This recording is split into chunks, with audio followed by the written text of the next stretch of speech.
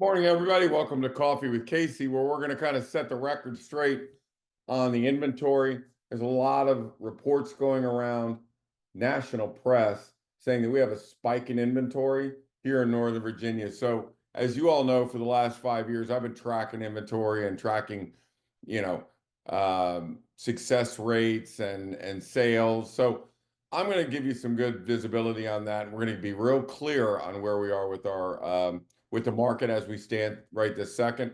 And then I want to talk about a huge mistake. Look, I don't care if you're selling a $700,000 house or a $1.7 million house, there is a lot of money at stake. There's at least at the $700,000 level, there is at least $100,000 spread between a really good sale and a bad sale. And I'll give you that example that we just settled on. So, and there's really, when I sit down and I do about 3 or 4 listing appointments a week, I'm seeing some huge mistakes, just ridiculous mistakes. So let's go ahead and put those to rest right now. Let me share my screen. The first screen we have is right here. And what this is the first 15 days of February. So that's the trending inventory. So if you said, give me the first 15 days from 2019, 2020, 21, blah, blah, blah, blah, blah. Where are we, right? So this is, where is Arlington inventory, Fairfax inventory, Loudoun County, Prince William County, and the average? Where is the inventory in the first 15 days of February compared to last year, right? Last year stunk. It was a terrible year. So was 2023. So when we look at it, yes, Loudoun County is spiked 68%. Prince William County up 44%. But when you look at where these numbers are in relationship to the last, say, 5 years, I mean, Loudoun County went up 68%. They're still down 22% from the average. So look at Fairfax County. Now, I look at $1 million homes, detached homes. That's our market. That's what we do. But for this exercise, I used everybody, condos, townhouses, all homes at any price. So this is the total number of listings in Fairfax County for the first 15 days of February. That's where we used to be in 2019, 2021. That's where we are today. So are we up a little, but we're way down from where we used to be. I mean, we used to be up in the 500s, 550, 600. We're at 424. So is there a spike in Fairfax County? No. This is year to date. Yes, it's up over last year's year to date from January 1 to today. But look at where we are compared to the last 5 years. We're nowhere close. So is this something that we're looking at going, is Fairfax County spiking? The answer is absolutely not. In fact, we're a lot lower than I thought we would be. We're very low. So here's Arlington. Now, Arlington didn't change much. And, they're talking about Arlington spiking. Well, there's Arlington's year to date. Is it up a little bit? Yep, it's up a little bit. But is that a spike? Not really. Not, and it's certainly not getting any worse. This is the past 15 days. This is January 1 to today. So did it spike in February? The answer to that is no. All right. Now, we go out to Loudoun County and Prince William County. I mean, Loudoun County used to be listing, this is pre-pandemic here, 320, 322. Now it's 334. So, I mean, look at where it used to be, 550, 470. So is it normal? Yes, it's normal. Is it spiking? No, it's not spiking. Is it spiking compared to last year? Yeah, last year stunk. But still, look at it where it is. When you put it in perspective, are we really having a run on the bank? No, we're not. We're having normal activity, if not lower than normal activity. Prince William County, here we are down here. Does that look like a spike compared to these two? Yes. Does it look like a spike compared to those? No. That's why you've got to look at a 5-year average to see, is this an anomaly? Are these anomalies? The answer is yes. It's usually up here. They're just an anomaly. So we're comparing ourselves. It's kind of like saying, am I tall? Well, I'm 6'2 and a half. I'm tall if I'm standing next to a 5'2" person, I'm tall. But if I'm standing next to Billy, he's 6'4", so and maybe a half. So it really you got to put everything in perspective. So the answer is no. We do not have a spike in inventory. I'll let you know when we do because I watch it every 15 days. It's very important that we stay up on it, but I don't want to use the term fake news or anything like that. I'm just saying it is not correct. It's more sensationalism than fact. Arlington and Fairfax County are still low in inventory, and we're waiting to see if that improves. So let's put that to rest right now. All right, let's go to today's discussion of mistakes that could cost you $100,000. So we had a house. We thought it would sell for 735, maybe 740, but market was weak. We weren't sure. It's the first house out of the gate. Let's be safe. Let's go up at 700,000. It settled yesterday for $815,000. Okay. Now we found a massive buyer pool, 120 showings, 30 contracts, all heck broke loose. And we got them to bid it up to 815,000. However, the mistake is people are going to see 815,000. They're going to list it for 815,000. There's no buyer pool up there. We only had one buyer just totally outbid everybody else. And again, it's an anomaly. You can't list price on anomalies. So what's going to happen is we got 815. Somebody's going to come out, put a house on the market for 815. It's going to sit for 30 days, maybe 60. It's going to start going down. It's going to start dwindling. They're going to drop the price. They're going to drop it down to 760. They're going to drop it down to 750. Somebody's going to come along and buy it for $750,000, want a home inspection with $10,000 of items. So they're going to get a net of $740,000 walk away. We got 815. Now, that's only $75,000. But $75,000 to somebody that has a $700,000 house is a massive deal. That is I'm not going to say it's a new Range Rover, but it's a pretty damn nice used Range Rover, right? So that's a huge amount of money that somebody can have. So I want to make sure, and I'm watching people make mistakes. I want to make sure I catch you here, okay? So let's take a look at this. Artificial intelligence is great when you're looking into marketing real estate and selling real estate. It is not great when you're looking into pricing real estate. So all of these, let's just take one subject house. They came to me and said, what do you think it's worth? And I said, well, the first thing I do is I look at the Zestimates of what do the geniuses on the AI circuit think it's worth. So Realtor.com, it's worth $1,062,000. Redfin, 976. Well, that's $90,000 difference. Pricing a house is not like hand grenades. You can't be close. All right. It's not like we're throwing hand grenades. We're shooting rifles and we're hitting targets. Okay. So you can't have, sorry, that's a Marine in me. You can't have a spread like that. You got to decide. Now, each one of these, Realtor Property Resource, Realtor.com, Zillow, Homes.com, Redfin, they can all produce a 26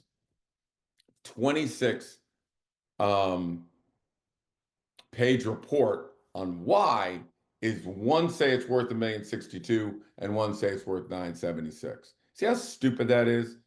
If you're a professional realtor, you can't depend on these sites to price houses for you. Let me show you why. Let me give you an example. So many of the realtors, in order to entice realtors to come work with them, they do a couple things. One, they give them some pretty damn big checks. They write a big check, $150,000, $200,000 for an agent to come and work at one of these big companies. This one's Compass. Well, on every deal they do, a portion of that money, of that commission's got to go to pay that money back. Now, who's paying the loan down? The realtor or the seller? Well, in most cases, they have to increase the commission to pay them back. So actually, it's the seller that's writing that check.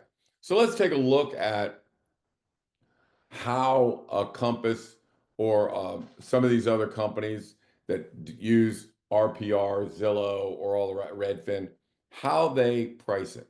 So I said, let me look at their competitive market analysis, which is, what you call, I call it a pricing model. They call it competitive market analysis. So here are the homes. I said, let me see the comps you guys are using. So the first comp, and this is my subject, it's 1,400 square feet. They don't have the age. Let me ask you something. Do you think a 1976 house is going to sell for the same as a 1996 house? No. One of the major components in pricing is what is the age, what is the size, and what is its assessment? And we got to make sure the assessment is correct, but what is the assessment, right? Those are really critical things I use. You can't go more than a mile outside of the house unless you don't have enough comps. Then you go a mile and a half. You can't get too much higher. You can't get too much lower. So you have to have criteria of what house is the best match for this one property. So the property is 1421. That's its square footage. It doesn't have the age, so it's hard for me to look at that. Okay. First comp, it's active. Who uses an active home when you're trying to price a house? The next comp is under contract. How do you know what the contract price is? So this is just too big, right? And then, I can see how far away they are in date and time, but I don't know how far they are in other words, is one 2 miles away? Is one 1 mile away?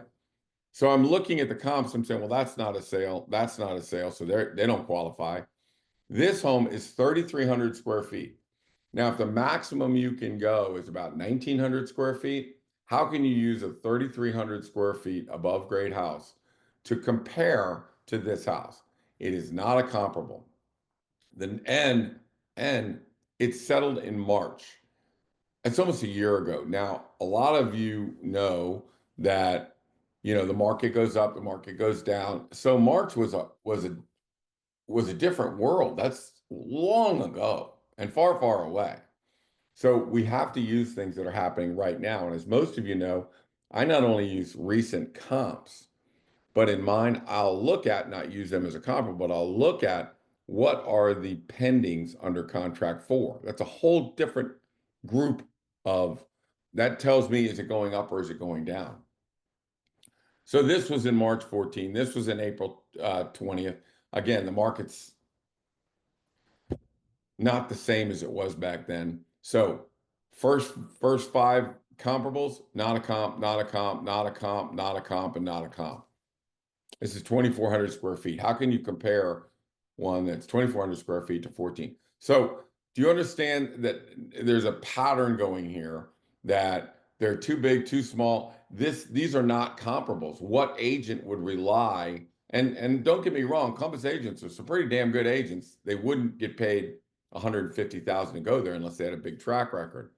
But depending on this to price a house it's just wrong in so many different ways. Here's comps 6, 7, 8, 9, 10, 11, 12. 3,100 square feet, not a comp. July 26th, not a comp. 2000, just barely a comp, but it was sold in May. So these aren't a comp. This is not a sale. This was in August. That's too far away. This one, 2016, is, I would say it's too big, but it's close enough. So out of 12 comparables, 1.5 are actually something you can use. Yada, yada, yada. They say it's worth $1,050,000 to $1,150,000. Well, what is it? Is it $1,050,000 or is it $1,150,000? Tell me where it is. So I look at this, and of course, if you give them two options, what is the seller going to do? Let's try the 150, 115. So do you see how, let's go back to that townhouse we just sold. You see how that 815,000 would throw everybody off? Now you're looking at that as a comp going, hey, the comp says it's worth 815. No, no, no, no, no. You got to look at, what did I list it for? Where was the buyer pool at? Forget the sales price. We're going to get people to bid like crazy, and they're going to tell you what the final price is going to be. The whole key with listing a house is not these numbers. The whole key to this is, where did everybody list their house? Where is the buyer pool? Finding the buyer pool is the most critical thing that people can do, right? So to to run a CMA and go, hey, we're somewhere between $1,050,000 and 115. Hey, got a nice kitchen. Let's go 115. Well, let's see what it really looks like. All right. When you use the proper ages, the average age is 1971 of these comps. The average size is 1,600. We're 1,421. The average lots are very similar. We're assessed at 875. They're assessed at 911. So what does that tell you? Whatever their sales prices are, we're probably going to come in a little lower than them. So they're at 1,021 or 1,051. So we should be at 1,009,000. Now, you've got price per square foot, you got assessments. If the average assessment is 115 and we're at 115 and the average price per square foot is 711 and we're at 711, doesn't that really tell you exactly where this should be? $1 million, not $1,050,000, not 115, $1 million, right? We're dead on that number. Now, there's other things that you have to look at. Let's go back. How many people set their computer for give me everything under $1 million? Let's call it 500. How many people set it and say, give me everything between $1 million and $1.1 million? If you go over that $1 million number, then that number goes from 500 to 120. You just lost 380 buyers from the buyer pool. So when you're looking at these big thresholds, the $1 million are big. 1 million, 2 million, 3 million. Don't go over those numbers if you're close. Then, when you get into some of the bigger prices, it's a minimum of $50,000 increments. Some, 1.25, big number. 1.5, big number. 1.75, big number. 2 million, massive number. So we're trying to consider thresholds of where are the buyer pools when we're doing it. I've seen, I'm out of my mind that we're taking over some listings, and one of them was listed at 1309. 1309. Who the hell would go over 13? Why would you eliminate 50 to 60% of your buyer pool just by trying to get another 5,000 or 9,000 or something? The bottom line is we just put a home on for 1.3 million and it got 145, right? Montclair, a lot of you saw it. Many of you put in contracts. We had a lot of contracts. 1.3 million. It sold for 1.45 million. And we had a ton of contracts. So again, I think when I'm listing a house or when you are listing a house, you need to think, where's the buyer pool at? Where are the buyers, right? So then you come in and you look at the chart. And I'm a big one on charts, okay? So if this house, and I do this with every house, was worth $750,000 in 2020. Why? Because I run that model. So the orange line, if you're looking at it, goes from 750 to 923, which represents a 22% increase in value of the house. That is what it would increase if it rose at the same rate of inflation. The blue line that everybody's looking at shows we had big growth because there's no inventory. We had a correction because our interest rates went shooting through the roof. Then we had another correction because there was no inventory and prices shot back up again. Where are we now? 34% higher, 34% higher than where it was in 2020. Now I can look at that because I look at Vienna, Centerville, Oakton. I look at everybody to see how much have your homes increased since 2020. Well, in Vienna, it's 34%. So that's it. I'm on the number. I'm not over the number. I'm not under the number. I'm on the number. So I'm right around $1 million. That's the massive threshold. It's a 995. And let's say I think it's updated. And I'm going, geez, you got new kitchens, new bathrooms. I think, an updated house usually gets about 8%, maybe 10% more, which says we should be able to get 1.1. And if I get somebody crazy from McLean, 115, but we're starting at $1 million. Now, we just did it, and we do it every day. We went from 700 to 815. We went from 1.3 to 1.45. We do it every day. So the strategy, find the buyer pool, confirm the price with a professional, not if somebody walks in with a 27-page report, tell them to get the hell out of the house.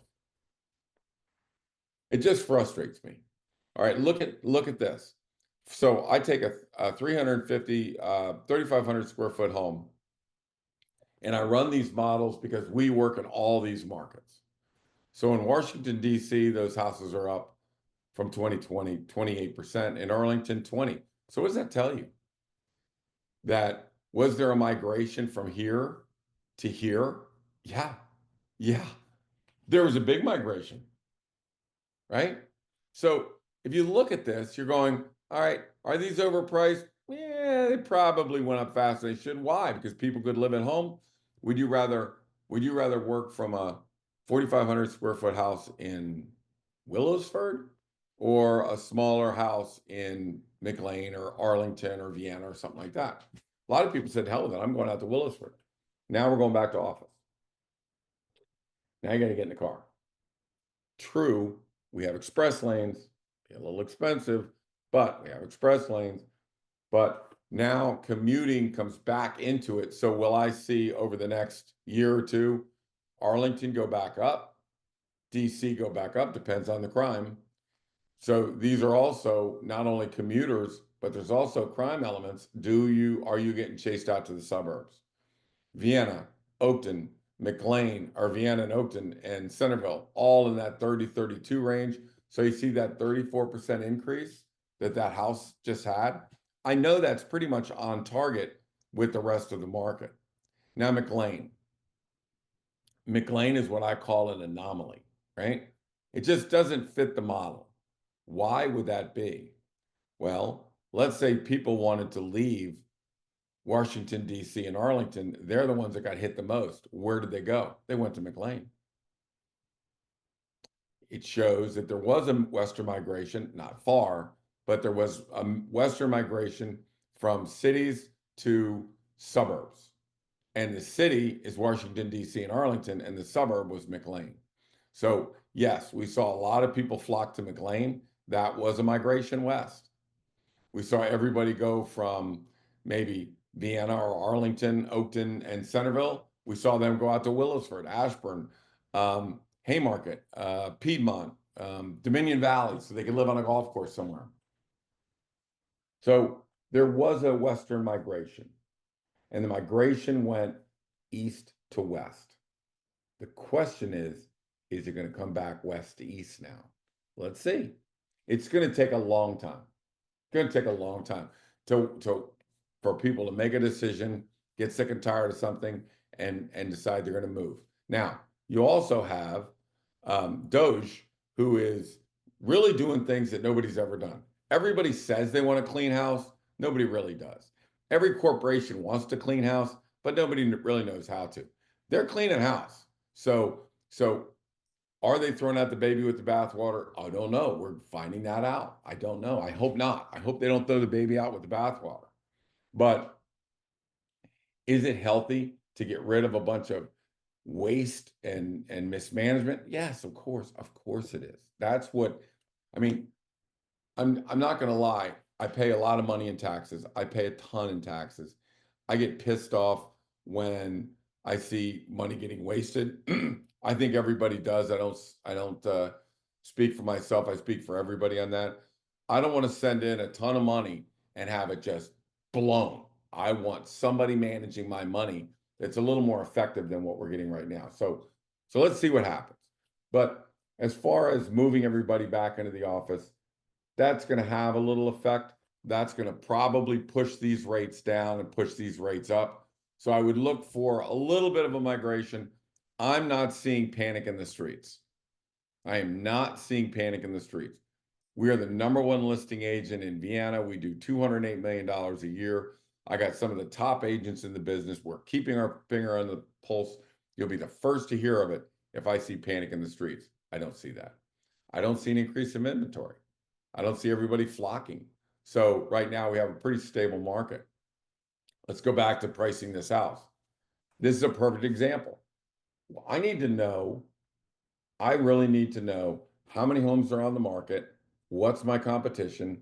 Are they overpriced? Are they correctly priced? Are they underpriced?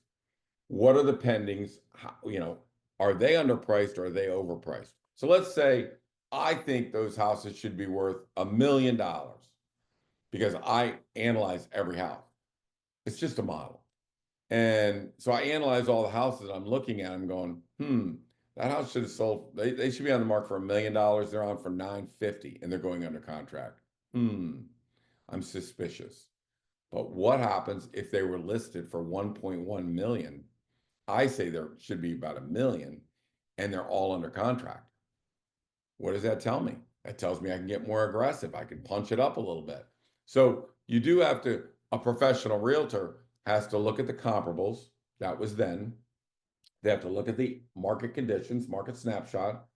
What is the actives? What are the under contracts? What are they selling for? What should they sell for? What are they selling for?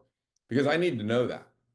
Like in this, there's only one active and it's overpriced by $82,000. I'm not worried about that, right? So there's no inventory. This is showing the seller that we have no inventory. All we got to do, get everybody in the house, as many as we can, turn on the spigot and let them bid. Just let them bid.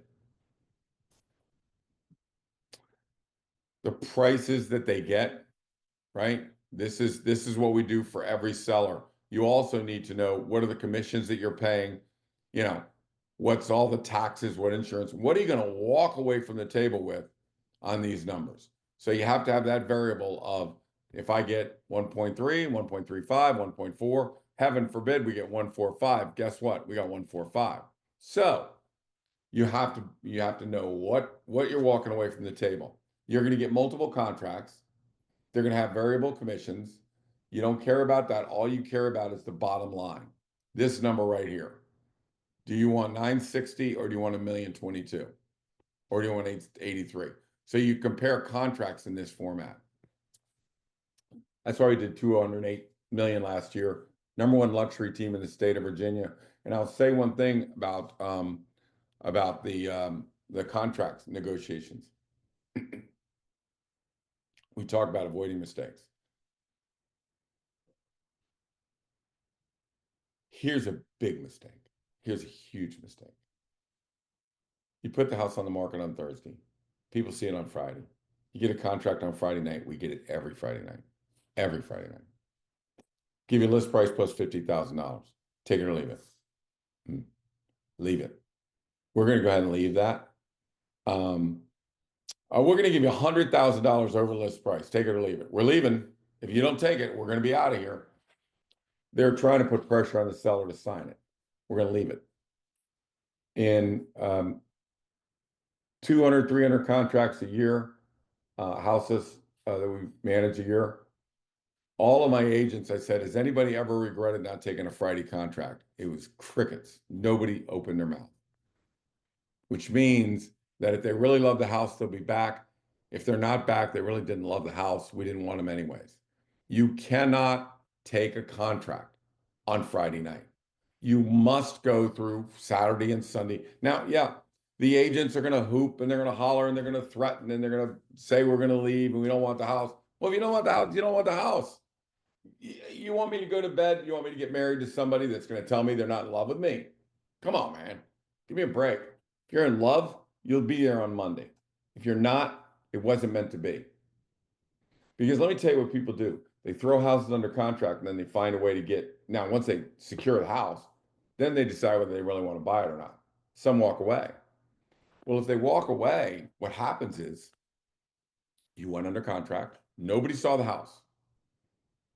Now they've walked. Now you got to come back on the market. Every single buyer, instead of you being the freshest belle of the ball, you're now damaged goods. What's the matter? Didn't make it through your home inspection? Didn't get the home inspection done? Now you're in trouble. Now you're in big trouble. And I'm telling you, that's what's going to happen. We only have 2 rules on my team. Don't break protocol.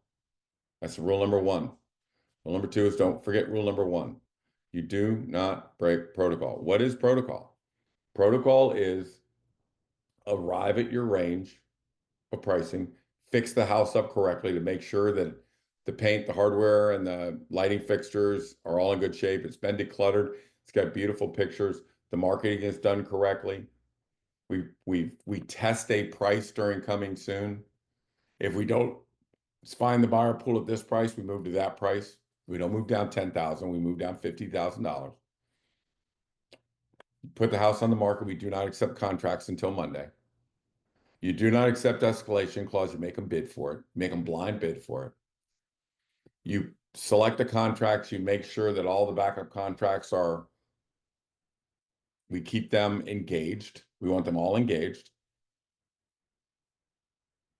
You pick the best one and then you have backups. That's protocol. Let me tell you one protocol that I forgot to mention, and this is a very important one. Get your home inspection. Get a home inspection. I don't care if you're a new house, old house, beat up house, renovated house. I guess the dogs have decided it's time that the show is over, because I am not called back to the office yet. I am still working out of the house, out of the world headquarters. But by not doing the home inspection, you're breaking the #1 major protocol we have.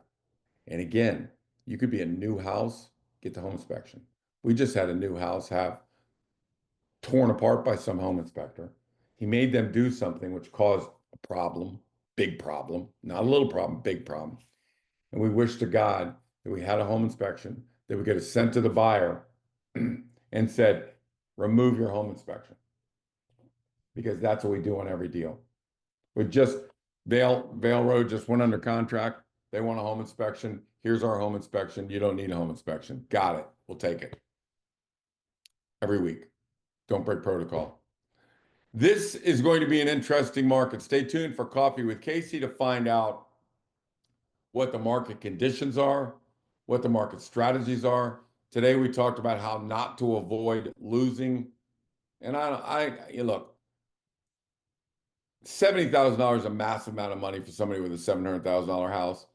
$250,000 is a massive amount of money. And tell me I take a lot of withdrawals, so I know they've lost $250,000. That's a lot of money. We cannot lose money in this market. We can't afford it.